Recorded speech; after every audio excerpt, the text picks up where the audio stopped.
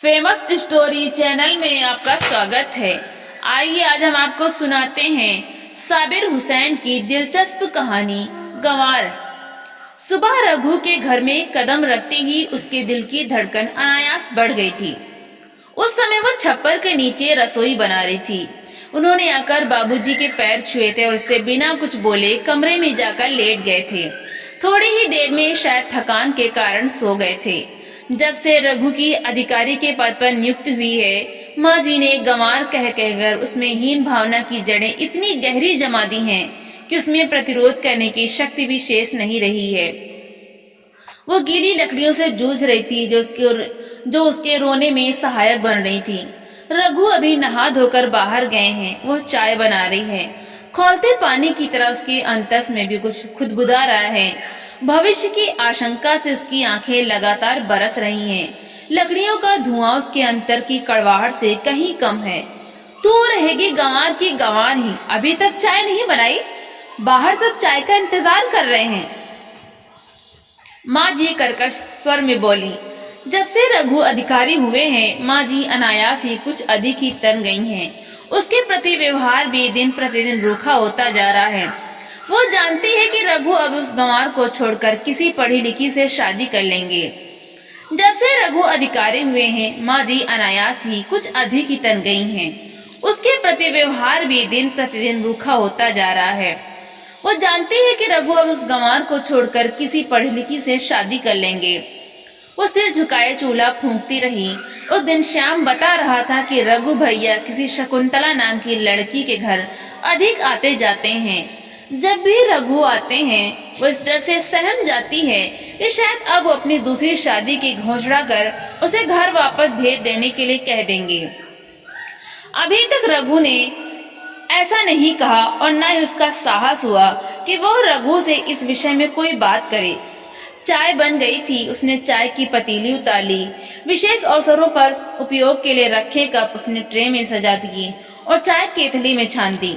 श्याम, चाय दे आओ, उसने श्याम से कहा। वो साप्रयास शहरी बोली बोलती है। अपने रहन सहन से हर प्रकार प्रयास करती है कि वो रघु के योग्य हो जाए। श्याम चाय की ट्रे लेकर बाहर चला गया था। उसकी मानसिकता में कितना अंतर आ गया है। पहले रघु के आने पर उसका मन अनायास पुलकित हो उठता था, किंतु अब उनके आने से बिखरे भविष्य की आशंका से भयभीत हो उठती है। रघु की उन्नति उसी के लिए अभिशाप बन जाएगी, इसकी उसने कल्पना भी नहीं की थी। रघु की पढ़ाई के बाद नौकरी की तलाश में भटकने में एक एक करके सारे जेवर बेच दिए थे उसने। बेकारी और आर्थिक तंगी के कठिन दिनों में उसने रघु को टूटने नहीं दिया था। सदैव आशावान बनाए रही। वरना यही माँ जी जो बेटे के अधिकारी बन जाने पर फूली नहीं समा रही हैं, बेटे को बात बात पर जलीकटी सुनाने लगती थीं। औरतों के मध्य अक्सर माँ जी कहती रहती हैं कि रघुनंदन इस बांझ को छोड़कर किसी पढ़ी लिखी लड़की से शादी कर लेगा। गंवार के साथ उसका क्या निभाव होगा? वंश चलाने वाला भी तो चाहिए। माँ जी बांझ कहकर उसके स्त्रीत्व को अपमानित करती हैं। वो उन्हें कैसे बताए कि उनके पढ़े लिखे बेटे नहीं, अब तक संतान नहीं चाहिए। उनका तो यही कहना रहा है कि पहले व्यवस्थित हो जाएं, तभी बच्चे हों। कम उम्र में शादी कर माँ बाबूजी ने पहले ही समस्या खड़ी कर दी है। उसने सदा यही प्रयत्न किया कि रघु से अतिरिक्त भार न समझें। उनके पढ़ने लिखने में उसने कभी व्यवधान नहीं डाला और न ही अपने लिए कुछ मांगा, और तो और श्रृंगार का मामूली सामान भी नहीं। उसने सदैव यही सोचा कि जब उन्हें नौकरी मिल जाएगी तो सारी इच्छाएं पूरी कर लेगी। लेकिन तू तो हमेशा ऊँगती रहती है, अपने मन से तो कुछ कर ही नहीं सकती। सब्जी काट ले और दाल चढ़ा ले। माँ जी के कर्कश स्वर ने उसकी तंद्रा भंग कर दी। उसने डलिया में रखी सब्जी निकाली और छीलने लगी। वो माँ जी की किसी बात का प्रतिवाद नहीं करती।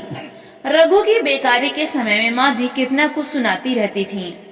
कितनी बार अलग रहने की धमकी दे डाली थी। अलग किए जाने की बात पर रघु की दशा अर्ध विक्षिप्त सी हो जाती थी।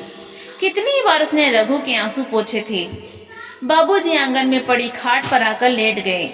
बेटे के अधिकारी हो जाने पर भी उनकी दिनचर्या में कोई विशेष अंतर नहीं आया है। सुबह उठकर खेत और खेत से लौटकर छप्पर के नीचे लेटे रहते हैं, घर में घटित होने वाले घटना चक्र से निष्प्रभ, जबकि माँ जी सदैव बोलती रहती हैं। आजकल उनकी बातों के केंद्र बिंदु रघु हैं। पड़ोसियों से बात करते समय वो उसी के सामने कहती हैं कि रघु अब दूसरी शादी करेगा, इस बात को कहाँ तक ढोएगा। उसने तो एक पढ़ी लिखी लड़की भी देख ली है। उस समय औरतों की दृष्टि में उपजे दया भाव को झेलना कठिन हो जाता है। रघु जब से आए हैं उससे एक बार भी नहीं बोले हैं। नौकरी मिलने के बाद दूसरी बार ही गांव आए हैं। दूसरों के साथ बातों से छुट्टी नहीं मिल रही हैं अथवा जानबूझकर उसकी उपेक्षा कर रहे हैं। इस नौकरी के इंटरव्यू के लिए जाने के लिए उनके पास एक भी पैसा नहीं था और पैसा मांगने पर माँ जी ने इतनी बातें सुना डाली थी कि रघु ने इंटरव्यू देने जाने का इरादा ही छोड़ दिया था। तब उसने समझाते हुए आखिरी पायलें बेचने के लिए दे दी थी। उसके सारे जेवर इसी तरह समाप्त हो गए थे। रघु के इनकार करने पर उसने कहा था कि जब नौकरी मिल जाए तो सोने से पीली और चांदी से सफेद कर लेना, खूब अच्छी साड़ी लाकर दिया करना और मैं रानी बनकर घुमा करूंगी। लेकिन अब वही त्याज्य वस्तु बनकर रह गई हैं। बीमार बापू जब सुनेंगे तब शायद यह झटका सहन ही न कर पाए। उसने पढ़े लिखे रघु के अनुरूप को ही स्वयं को सदैव ढालने की चेष्टा की है। रघु के सामने वह शहरी बोली पूरी सावधानी से बोलती हैं। माँ जी उसके इस प्रयास की हंसी उड़ाते हुए अक्सर कह देती हैं, देशी कौवा मराठी बोली। माँ जी अपने धारदार शब्दों से उसके चीरने का कोई अवसर नहीं छोड़ती। 2 दिन हो गए लेकिन वो रघु से बात तक न कर सकी। दूसरी शादी के विषय में वो कोई चर्चा नहीं करना चाहती। कहीं रघु ने कह दिया कि वो दूसरी शादी करेगा तो। कल शाम रघु कमरे में थे और वो पहुंच गई थी, तभी उसे माँ जी ने बुला लिया। वरना उसने सोच लिया था कि वो रघु से याचना करेगी कि उसे वो ना छोड़े। वो सौत को मालकिन समझेगी और नौकरानी बनकर रह लेगी। वो रघु से अलग होने की कल्पना से ही कांप उठती हैं। उसका रघु से कोई पूर्व परिचय नहीं था, किंतु विवाह के बाद वो रघु से इतनी जुड़ गई कि अलग से अपना अस्तित्व ही नहीं स्वीकार कर पाती। सभी आंगन में बैठे थे। बाबूजी खाट पर लेटे हुए थे। दूसरी खाट पर लेटा श्याम एक पत्रिका पढ़ रहा था जो उसके भैया ने शहर से लाकर दी थी। उसी के पास रघु बैठे थे। वो कमरे में दरवाजे के पास आकर बैठ गई। आंगन में ही माँ जी बैठी थी। वो रघु को कमरे में बुलाना चाह रही थी लेकिन साहस साथ नहीं दे रहा था। क्यों रघु, वो लड़की कौन है? माँ जी ने पूछा। अनायास उसके दिल की धड़कन बढ़ गई। जिस स्थिति से वो बचना चाह रही थी वही उसके सामने आ गई। कौन? वो शकुंतला, वो बड़ी अच्छी लड़की है, रघु ने बताया। उसे कभी घर ले आ? माँ जी बोली। उनका मतलब समझ रही है लेकिन कह ही क्या सकती है, सभी तो उसका सब कुछ छीनने को आतुर हैं। अब क्या आऊंगा तो जरूर लाऊंगा। हमारे पड़ोसी महेश जी की बेटी है। मैं बीमार पड़ गया था, उसने बड़ी सेवा की थी, घर आने ही नहीं दिया, रघु बता रहे थे। वो देख रही है उसका सब कुछ उस शकुंतला ने पहले ही हथिया लिया है। अब तो शेष कार्यवाही में उसे तलाक मिलना ही बाकी है।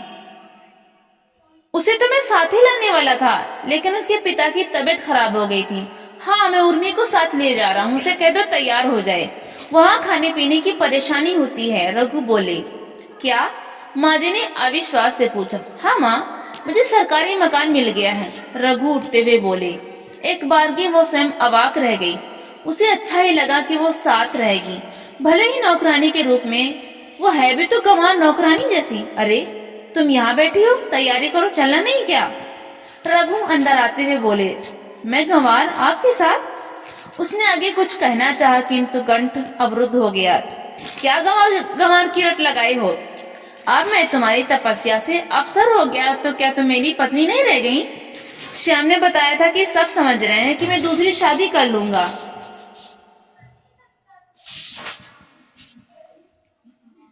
लेकिन मैं इतना कृतज्ञ नहीं हूँ, और शकुंतला तो तुम्हारी छोटी सी ननद है।